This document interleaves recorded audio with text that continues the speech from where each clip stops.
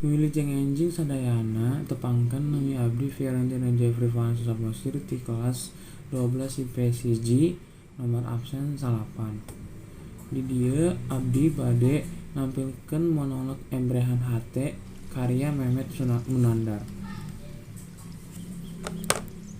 Ningali budak nu keur ulin jeung bapana, jurus ke bapana, sok aya rasa reueus ku tanggung jawab nu jadi bapa.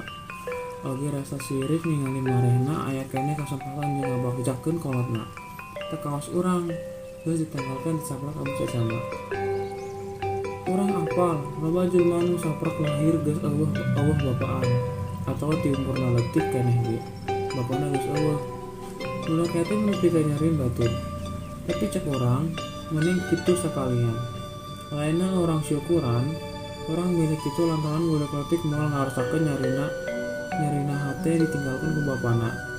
Candila meyankeun waktu jeung bapana. Dicumpulan kabeh kahayangna, dipika melang. Tinggalkeun ku jalma nu deuket jeung lila aya di karupan urang, nyarina kacida. Moal kagabarkeun, kapedalkeun atawa kabubarang. Didinya urang ngan bisa narimakeun kaayaan. Da kabeh makhluk hidup pasti maot, jadi moal mata bisa dihirupkeun deui di dunya. Asup SMA, orang kalelengetan pisan. Hayang naon-naon teh teu bisa langsung kacampunan. Nya karunya oge ka emak nu jadi ngabiayan sakola ku sorangan.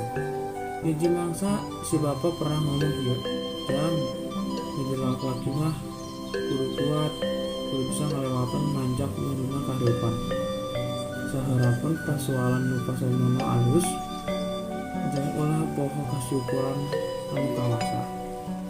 Eta pepeujeuh si bapa ka urang. Mamundut manehna keur ngaharepkeun hirup. Kituna anjeun nyeri hese jeung rasa liana, urang kudu bisa nyanghareupeun kahirupan ieu. Kudu jadi jalma sukses nu bisa nyakolakeun kaluarga. Jadi iman nu halus jika si bapa. Ngan hanjakal maot ti heula. Di dinya urang boga pambedegan kudu ngabagjakeun si emak. Si bapa bangga ningali urang. Mudah-mudahan dilama bener leuwih ti manehna. Otak sok teu eheul mun ningali budak nu ngalala-warakeun diajar. Tah apal hesana kolot neangan duit. Wani uniko ngalakukeun pagawe nu teu penting. Loba bobogahan sagala biasaan.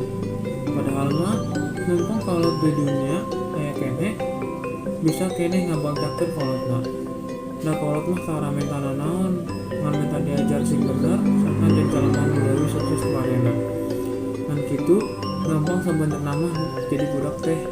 Ngan meureun ayeuna mah loloba hayang jika hewan.